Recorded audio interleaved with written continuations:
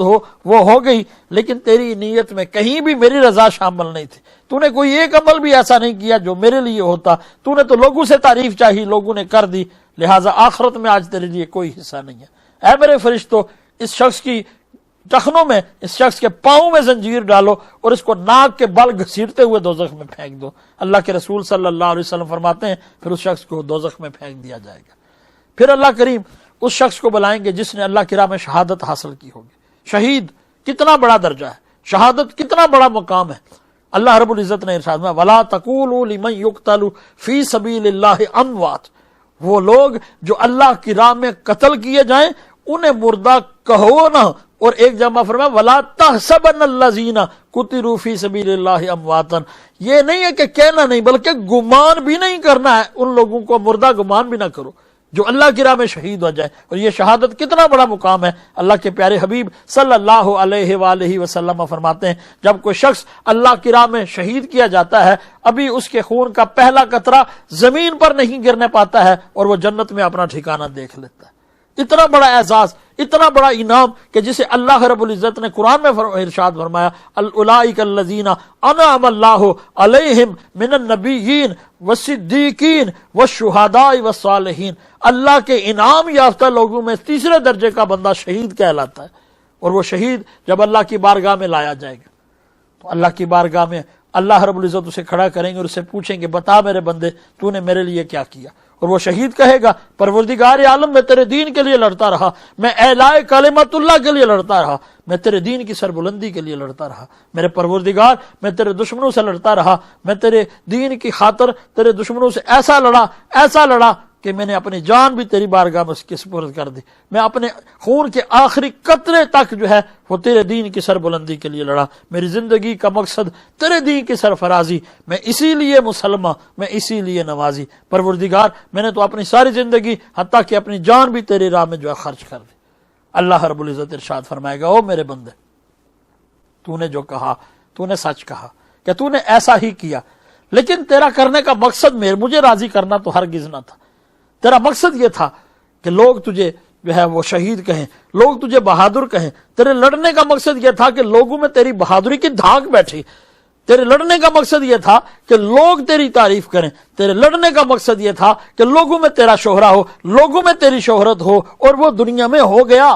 دنیا میں لوگوں نے تعریفیں بھی کی، تیری شہرت بھی ہوئی، تیری بہادری کے قصیدے بھی لکھے گئے، تیری شان میں جو ہے وہ نظمیں بھی لکھی گئیں، تیری مثالیں بھی دنیا میں دی گئیں، تیرے نام پر آرٹیکلز بھی لکھے گئے. وہ سارا کچھ دنیا میں تھا اور وہ دنیا میں ہو گیا. لیکن آخرت میں ایسا کوئی بھی عمل نہیں ہے کہ جو تو میری بارگاہ میں پیش کر سکے. تو نے یہ سارا کچھ کیا تو صحیح، لیکن اس لیے کیا تاکہ لوگ تمہاری تعریف کریں. لہٰذا لوگوں نے تمہاری دنیا میں تعریف کر دی، اب آخرت میں تمہارے لیے کوئی. اے میرے فرشتوں، اس شخص کے ٹخنوں میں زنجیر ڈالو، اس کے پاؤں میں زنجیر ڈالو اور اسے ناک کے بل گھسیٹتے ہوئے دوزخ میں پھینک دو. اللہ کے پیارے حبیب صلی اللہ علیہ وآلہ وسلم ارشاد فرماتے ہیں پھر اس شخص کو دوزخ میں پھینک دیا جائے گا. معزز ناظرین کرام، یہ بظاہر کتنے خوبصورت اعمال ہیں، بظاہر یہ کتنے اچھے اعمال ہیں. شہید ہونا کیا چھوٹا درجہ ہے؟ کیا مال کو خرچ کرنا، مال کمانا اور پھر اللہ کی راہ میں خرچ کرنا کوئی چھوٹا کام ہے؟ کیا یہ آسان کام ہے کہ علم حاصل کرنا اور پھر دن رات جو ہے وہ دین کے لیے دوڑتے رہنا یہ کوئی آسان کام ہے؟ یہ کوئی چھوٹا کام ہے؟ یہ تینوں کام دیکھنے میں بہت بڑے ہیں، یہ بڑے اعلیٰ درجے کے کام ہیں، لیکن اللہ کی بارگاہ میں راندہ درگاہ کیوں ہوئے؟ وجہ یہ ہے نیت میں دکھاوا ہے، نیت میں تصنع ہے، نیت میں بناوٹ ہے. نیت یہ ہے کہ لوگ مجھے کہیں. جب انسان کی نیت میں یہ بات آ جائے کہ لوگ مجھے میری تعریف کریں تو پھر کتنا ہی خوبصورت عمل کیوں نہ ہو، وہ دیکھنے میں تو خوبصورت ہے لیکن اللہ کی بارگاہ میں اس کا کوئی اجر نہیں. جس طرح میں بھی کچھ لوگوں کی یہ خواہش ہوتی ہے کہ وہ نیکی بھی کریں تو پروجیکشن کے لیے کریں، نیکی بھی اس لیے کریں کہ لوگ ان کو صحیح کہیں. وہ 1 روپیہ بھی دیتے ہیں تو 10 بندے ساتھ کھڑے ہو کر تصویر بناتے ہیں، غریبوں کی جو ہے وہ عزت نفس کا مذاق اڑاتے ہیں. تو ایسے سارے اعمال بھلے دیکھنے میں کتنے ہی اچھے کیوں نہ ہو لیکن اللہ کی بارگاہ میں سے ان کے اجر کی امید نہیں کی جا سکتی ہے. اللہ کے پیارے حبیب صلی اللہ علیہ وآلہ وسلم کی بارگاہ میں 2 اشخاص کا ذکر کیا گیا کہ ایک شخص آیا رات کے وقت، اس نے دیکھا کہ ایک کنواں ہے اور کنواں جو ہے اس کے پاس کوئی ایسی جگہ نہیں ہے، ایسی چیز نہیں ہے کہ جس کے ساتھ جانور کو باندھا جا سکے، جس کے ساتھ جانور کوئی باندھ کر کوئی پانی حاصل کر سکے، کیونکہ اگر وہ کوئی آتا ہے اور آ کر جانور کو اپنے کو وہاں چھوڑتا ہے تو پھر پانی نکالنے کے لیے جاتا ہے تو جانور بھاگ جاتا ہے۔ تو اس نے یہ کیا کہ اس نے وہاں پر زمین میں لکڑی کا ایک ٹکڑا لگا دیا، جسے اپنی زبان میں ہم قلعہ کہتے ہیں، ایک چھوٹی سی جو ہے وہ زمین میں اس نے جو ہے لکڑی گاڑ دی، تاکہ جو بھی آئے وہ پہلے اپنا جانور باندھے، پھر آسانی کے ساتھ جو ہے وہ پانی نکالے اور پانی پیے، خود بھی پیے اور جانور کو بھی پلائے۔ اللہ کے پیارے حبیب صلی اللہ علیہ وسلم فرماتے ہیں اس کو اس کا اجر ملے گا۔ پھر دوسرے شخص کا ذکر ہوا، وہ آیا اور آ کے اس نے دیکھا کہ یہ کنویں کے پاس یہ لکڑی کا ٹکڑا لگا ہوا ہے، لیکن یہاں سے کسی کو بھی اگر ٹھوکر لگی تو وہ کنویں کے اندر جا کے گرے گا۔ رات کی تاریکی میں اگر یہ کسی کو نظر نہ آیا تو وہ کیا کرے گا؟ اس کو ٹھوکر لگے گا، وہ کنویں میں جا کے گرے گا۔ اس نے وہ اس لکڑی کے حصے کو، لکڑی کے چھوٹے ٹکڑے کو، وہ اس قلعے کو اس نے اکھاڑ کے پھینک دیا۔ اللہ کے رسول صلی اللہ علیہ وسلم نے فرمایا اس لگانے والے کو بھی اجر ملے گا، اس اکھاڑنے والے کو بھی اجر ملے گا۔ دیکھنے میں دونوں کام ایسے ہیں جو بالکل الٹ ہیں، ایک رہا ہے دوسرا اسے کھیڑ رہا ہے، لیکن اجر دونوں کے لیے ہے۔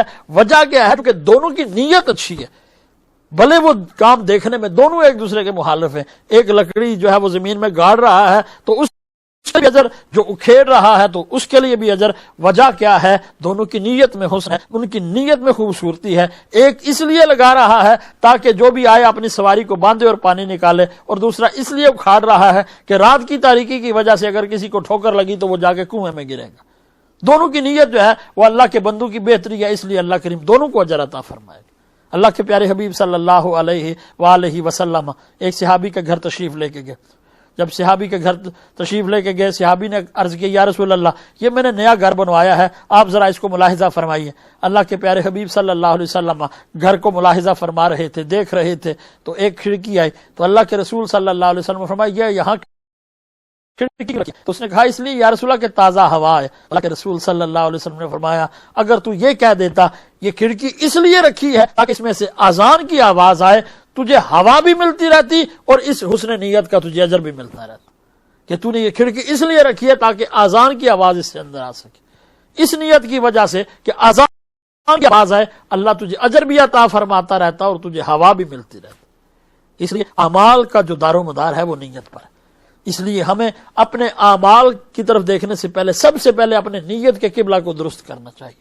ایک بادشاہ تھا، وہ شکار کرتے کرتے اپنے ساتھیوں سے بچھڑ گیا، اور جب کافی دور جنگل میں نکل گیا تو اس نے دیکھا کہ جو سائے پھیلتے جا رہے ہیں، عصر کے بعد کا وقت ہے، اب مغرب ہونے والی ہے، تاریکی چھا رہی ہے، تو اس نے ادھر ادھر نظر دوڑائی کہ کہیں کوئی گھر، کہیں کوئی آبادی نظر آ جائے۔ تھوڑا دور سفر کرتے پہنچا تو دیکھا کہ گھر موجود تھا۔ وہ اس گھر کے سامنے پہنچا، کیونکہ شکاری لباس میں تھا تو نہ گھر والوں نے پہچانا یہ کون ہے، نہ اس نے اپنی خود شناخت کرائی۔ جا کے دروازے پہ دستک دی تو گھر سے لوگ نکلے، تو انہوں نے پوچھا تم کون ہو؟ کہنے لگا جناب مسافر ہوں، شکار کر رہا تھا، شکار کرتے ہوئے نکلا ہوں، تو اگر آپ برا نہ منائیں تو ایک رات یہاں گزار